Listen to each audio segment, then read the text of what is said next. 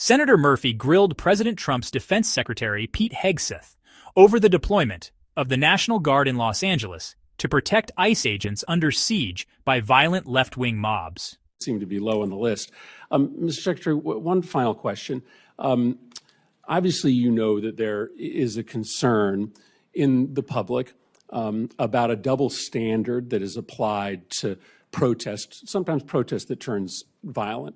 The president, when he came into office, issued pardons to the individuals that attacked the United States Capitol, including those individuals who beat savagely police officers. You have deployed the National Guard and readied Marines in a way that many people think is unnecessary given the state and the local resources.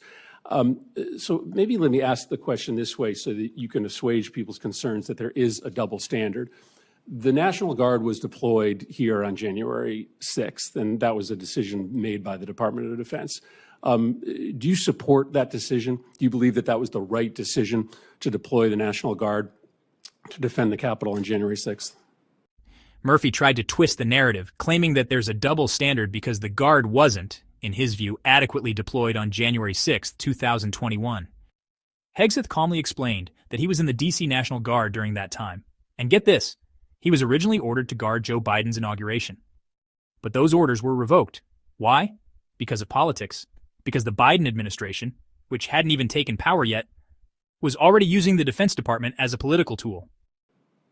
All I know is it's the right decision to be deploying the National Guard in Los Angeles to defend ICE agents who deserve to be defended in the execution of their jobs. But I think it's important to know whether you think it was also important to have the National Guard defending the United States Capitol when there were violent protesters here on the president's behalf, to make sure that folks know that you care about protest, whether it's against the president or on behalf of the president. Senator, I was in the Washington, D.C. National Guard when that happened and was initially ordered to go guard the inauguration of Joe Biden. But because of the politicization of the Biden administration, my orders were revoked. And ultimately, because of the politics that were being played inside the Defense Department by the previous administration. But do you support the decision made on January 6th to send the National Guard here to defend I support the the decision that President Trump made and requesting the National Guard that was denied. So you do not. President Trump you do not support the decision. Support you do not for the support National the Guard decision in to send the advance National and was Guard here denied. to defend the Capitol. I think that speaks to the worry that many Americans have that there is a double standard, that you are not willing to defend against attacks made on our democracy by supporters of the president, but you are willing to deploy the National Guard to protect against protesters who are criticizing the president. That's not how our taxpayer dollars are supposed to work. They're supposed to be used to defend the United States, no matter the nature of the political affiliation of the protesters. Thank you, Mr. Chairman. Let's be honest, this is about politics, not public safety. If leftists riot, it's, mostly peaceful. If conservatives protest, it's called an insurrection.